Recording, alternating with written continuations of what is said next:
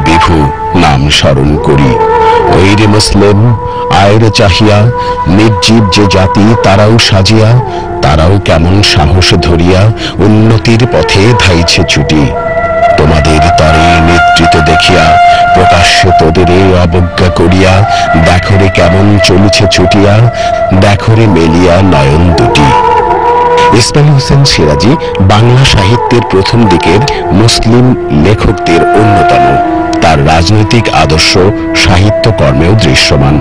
তার রচনাসমূহকে ইসলামী সাহিত্যে অন্তর্ভুক্ত করা হয়।